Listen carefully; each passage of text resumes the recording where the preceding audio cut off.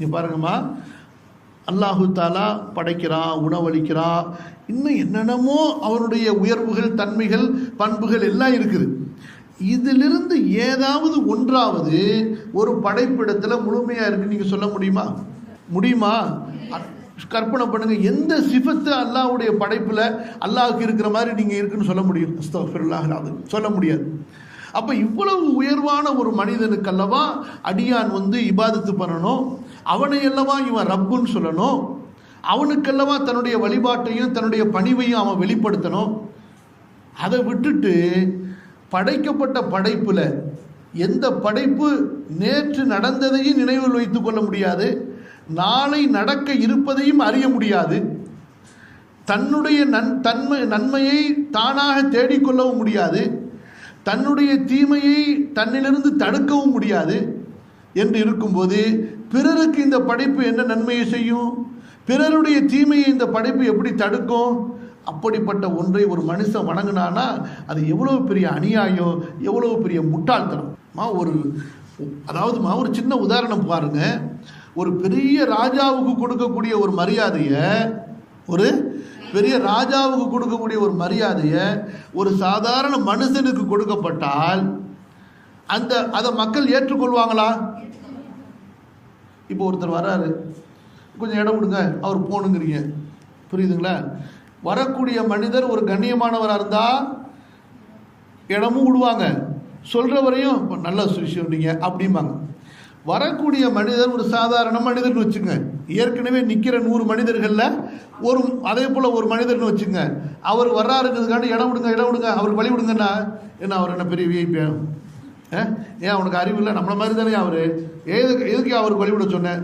சாதாரணமாக ஒரு சின்ன மரியாதையை கூட, சாதாரண ஒரு மரியாதையை கூட மக்கள் தரம் பார்த்து தகுதி பார்த்து தான் கொடுக்குறாங்க. ஒரு சாதாரணமாக மதிக்கக்கூடிய ஒரு மரியாதையை கூட மக்கள் அந்த மரியாதைக்கு அவர் தகுதியானவரா தரமானவரான்னு பார்த்து கொடுக்குறாங்க.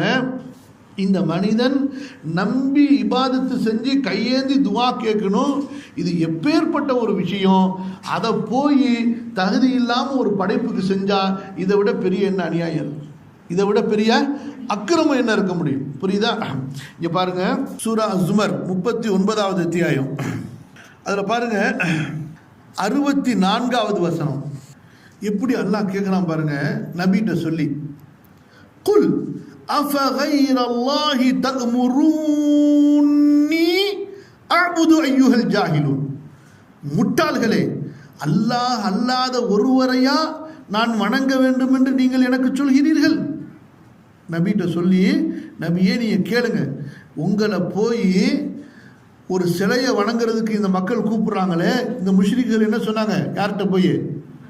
ரசூல்லாட்ட போய், சரி ரசூல்லா விடுங்க, நடந்து போச்சு, நம்ம 2 பேரும் ஒரு காம்ப்ரமைஸ் ஆகும். எப்படி? 1 வருஷத்துக்கு எங்கள் கடவுளை வணங்குங்க, 1 வருஷத்துக்கு நாங்கள் உங்கள் கடவுளை வணங்குவோம். ரசூல்லா முடியாதுன்னாங்க. சரி விடுங்க, நீங்கள் என்ன செய்யுங்க, 1 மாதம், புரியுதுங்களா, எங்கள் கடவுளை வணங்கிடுங்க, நாங்கள் உங்கள் கடவுளை வணங்குறோம். முடியாது. சரி விடுங்க, 1 வாரம் வணங்குங்க. முடியாது. சரி 1 நாளைக்கு வணங்குங்க. முடியாது.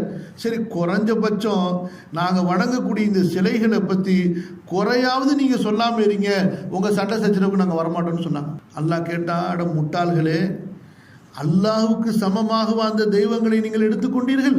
அஃப கைரல்லாஹி தஅமுரூனி அஅ்புது அய்யுஹல் ஜாஹிலூன்.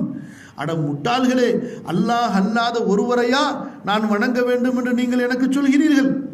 அப்போ அல்லாஹ் அல்லாத ஒருவருக்கு இபாதத்து செய்வது இது மடத்தனத்திலேயே மிகப்பெரிய மடத்தனம்.